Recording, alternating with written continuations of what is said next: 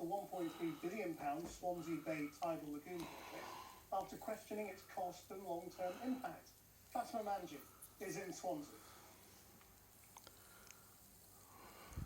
Christian, the words betrayal, dereliction of duty and disgraceful are being used tonight to describe that decision by the government. What's it all about? Well, they were hoping to witness a world first. Behind me would be the tidal lagoon, harnessing the power of waves to create electricity. The plan was for that £1.3 billion project to begin here in Swansea with the first one, but then 6 more would follow along the coastline. Of course, the government has rejected that plan, much to the anger and frustration of many here. And it hadn't gone unnoticed that on the day that Parliament is likely to back the expansion of Heathrow, a very different decision has been made for Wales. It was meant to unleash an economic revolution using the power of tides. A world first, beginning in Swansea Bay. Here is our vision, a 9.5-kilometre long causeway.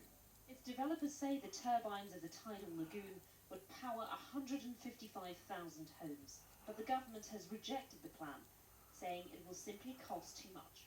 The cost that would be incurred by consumers and taxpayers would be so much higher than alternative sources of low-carbon power that it would be irresponsible to enter into a contract with the provider. It's a real slap in the face to the people of Swansea and South West Wales. What is it we have to do to get a fair share of the money that's available from the taxpayers of Wales that goes to the UK government? And that is a sentiment felt across Swansea. Many feel it is just the latest in a series of refusals by the UK government to invest in the city. Well, the Welsh people aren't surprised. It just never comes to Swansea or this side of Wales. Or comes to Wales, this side of Wales anyway. With a project like that, the money should be found. It's a city that could have a lot of promise and does have a lot of potential, but with a bit more funding and a bit more vibrance put into it, it could be a much better city than it is right now. No businesses are tracking Swansea, we're so far out from everything else. It takes about 2-3 hours to get to London. Other cities around there, you can see where all the investment's getting pointing there. The UK government believes the tidal lagoon would cost up to £20 billion more than nuclear and offshore wind. But the company behind the plan accuses Westminster of twisting figures. The government has been pretty disingenuous today with its numbers. We think Swansea Bay tidal lagoon and homegrown energy is tremendous value for money. We need our own homegrown industry, and we're going to replace about 30% of our power stations in the next 15 years here in the UK, and our belief is that it shouldn't be just nuclear and offshore wind. We should harness this enormous tide off to my right that's risen by 10 metres today and will fall by 10 metres today. The tidal lagoon will now have to find alternative funding. Supporters say the UK government's decision today is short-sighted.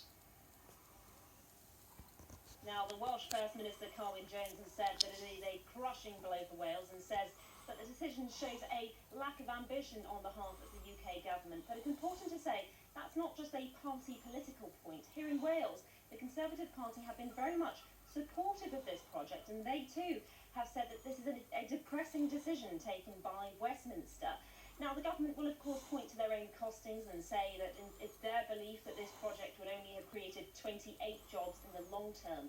But that is not how it's being seen here, and there is very much a sense that this part of the country is being treated unfairly. Fatima Manji in Swansea. Now, the Fire Brigade Commander